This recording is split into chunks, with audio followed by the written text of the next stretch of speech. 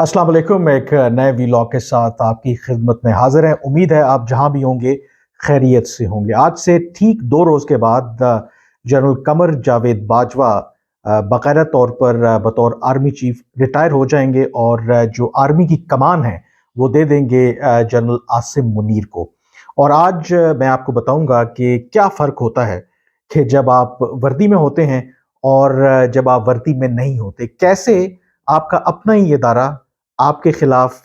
खबरें लीक करवाता है, या फिर आपको अगर बदनाम किया जाता है तो वो चुपके से एक खामोश तमाशाई के तौर पर देखते रहते हैं। और इस हवाले से मैं आपके साथ एक ऐसी स्टोरी आज शेयर करने जा रहा हूँ। ज़ाहिर है कि स्टोरी तो मुझे बहुत अरसा पहले ये पता थी, लेकिन हर स्टोरी का ज़ाहिर है कि एक वक्त होता है, तो शायद ये मुनासिब वक्त है ये बताने के लिए कि जो एक वर्दी में ज़ाहिर है कि कोई भी शख्स हो, उसकी क्या अहमियत होती है, कैसे इदारा उसके सामने सरनगू करता है। और लेकिन जब वही शख्स वर्दी उतार देता है तो फिर उसके साथ अपना ही इदारा क्या हाल करता है। ये बड़ी दिलचस्प स्टोरी है जी। स्टोरी बुनियादी तौर पर है ये जनरल रिटायर्ड राहील शरीफ से मुतालिक, जो पाकिस्तान के आर्मी चीफ रहे हैं। और हालिया सालों में अगर आप देखें तो जनरल राहील शरीफ, अगर आप उनका कंपैरिजन करें, जनरल मुशर्रफ तो जाहिर है आपको पता है कि वो तो मिलिट्री रूलर थे, उन्होंने तख्ता उल्टा एक मुंतखब हुकूमत का। लेकिन उसके बाद जो भी आर्मी चीफ आए, जनरल अशफाक परवेज कियानी और जनरल कमर जावेद बाजवा, और उसके अलावा ऑफ कोर्स जनरल राहील शरीफ। लेकिन जनरल राहील शरीफ इसलिए इन तीनों जो आर्मी चीफ्स थे इनसे मुख्तलिफ थे क्योंकि इन्होंने वक्त पर रिटायरमेंट ले ली, या यूं कहिए कि इन्होंने कोशिश बहुत ज़्यादा की। ये भी अब रिकॉर्ड पे है बात, ये एक्सटेंशन लेना चाहते थे, लेकिन उस वक्त के वज़ीर आज़म नवाज शरीफ ने इन्हें एक्सटेंशन नहीं दी। और शायद यही वजह है कि अगर आप जनरल कियानी के साथ उनका कंपैरिजन करें, या अब जो जनरल कमर जावेद बाजवा हैं ये तो रिटायर होने वाले हैं, आप देखेंगे कि अगर उनके साथ इनका कंपैरिजन करें तो फौज के अंदर और फौज के बाहर जनरल राहील शरीफ को ज्यादा कदर की निगाह से देखा जाता है, क्योंकि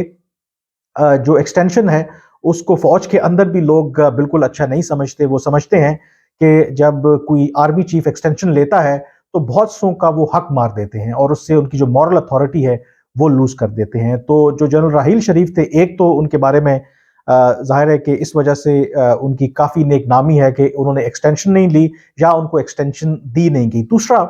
उन्होंने, आपको पता है कि बहुत इफेक्टिव तरीके से जो उस वक्त आईएसपीआर के डीजी थे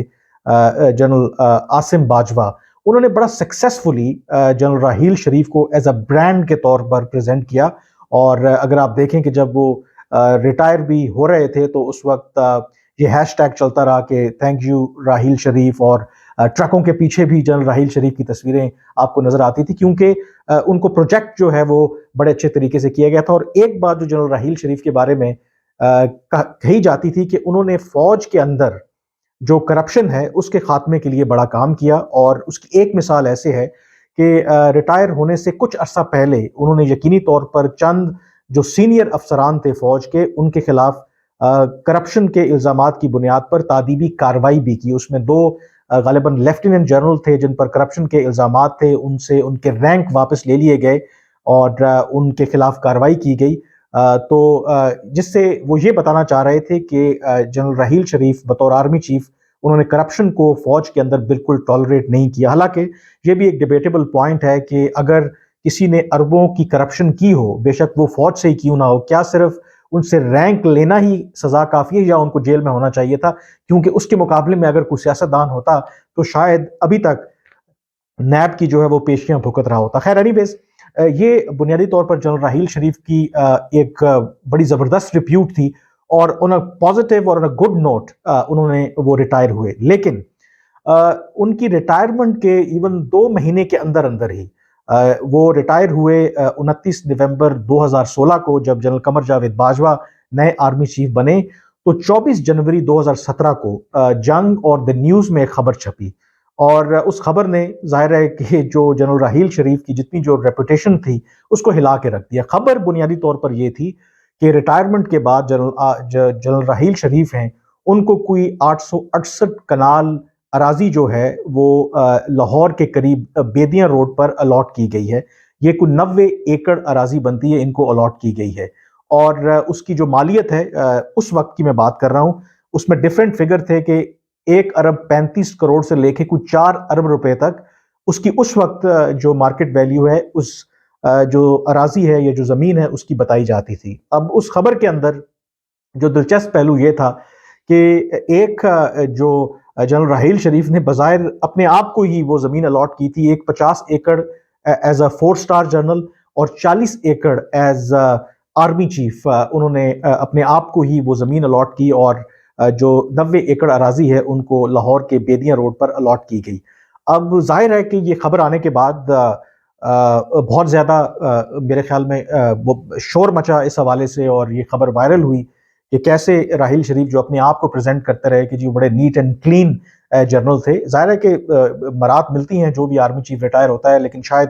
عام لوگوں کو اتنا اس کا پتہ نہیں ہوتا. تو وہ خبر ڈیفینیٹلی اس کا جو اثر ہے وہ نیگیٹو گیا. اب جو اصل میں خبر میں آپ کو بتانا چاہ رہا ہوں جو بہت عرصے سے میرے پاس تھی، جب یہ خبر چھپی تو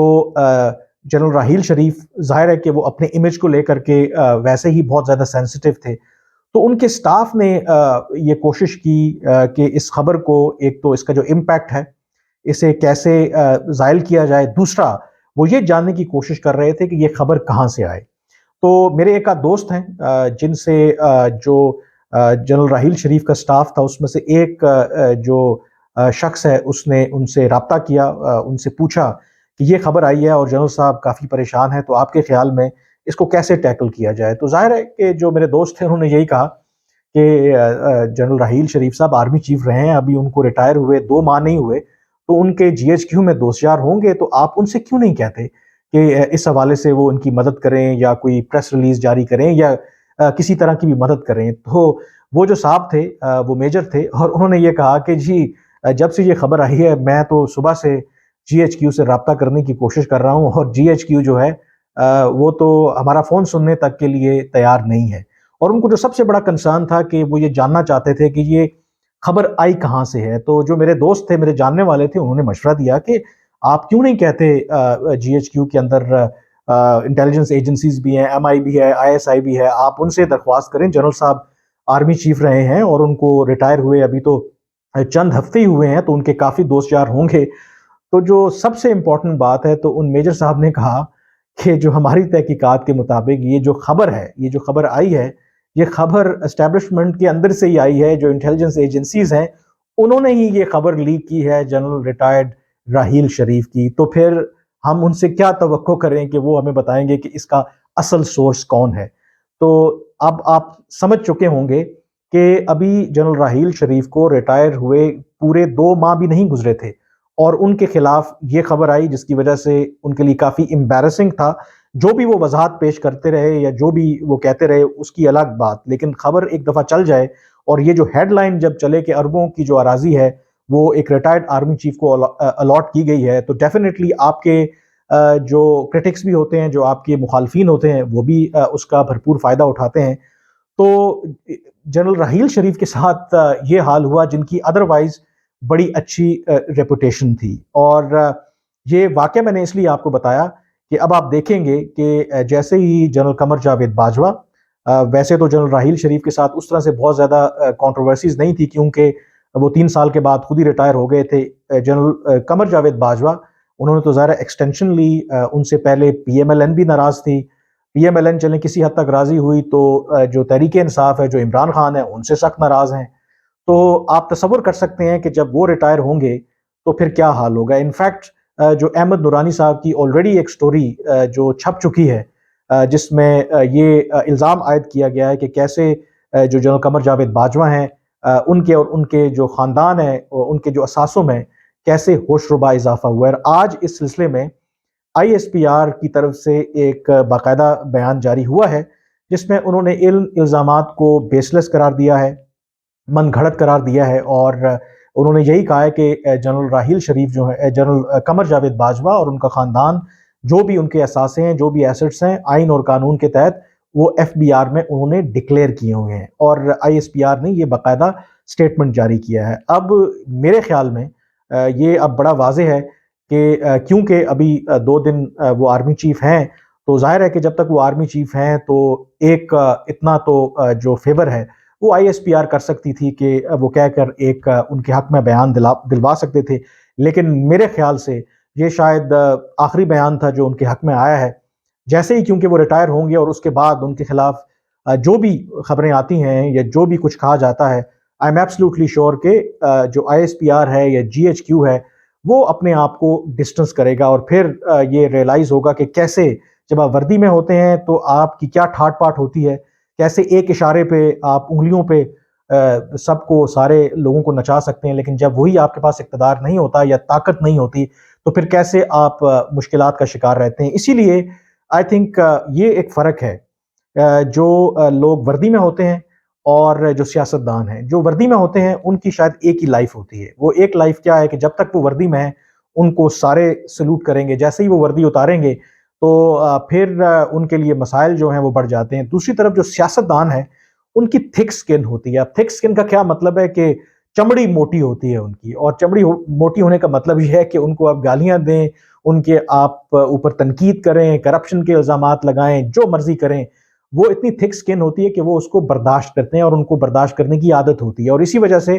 جو سیاستدان ہے اس کی سیاست میں جب تک وہ زندہ رہتا ہے کوئی اس کی بہت لائف ہوتی ہے۔ آپ اس کی ایگزامپل دیکھ لیں کہ لوگ یہ بھی ایگزامپل دے رہے ہیں کہ 2018-19 میں کسی کے وہم و گمان میں بھی نہیں تھا کہ ایک شخص نواز شریف کو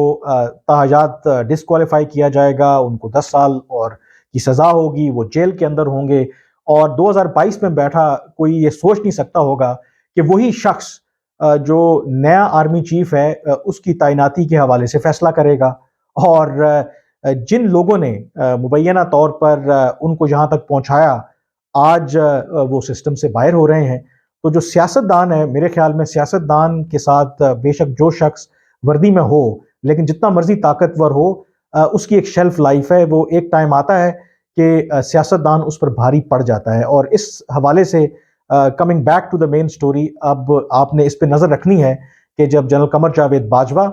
جب ریٹائر ہوں گے، ویسے ہی ان کے ساتھ بہت سی کانٹروورسیز جڑی ہوئی ہیں، اور ان پر لیفٹ رائٹ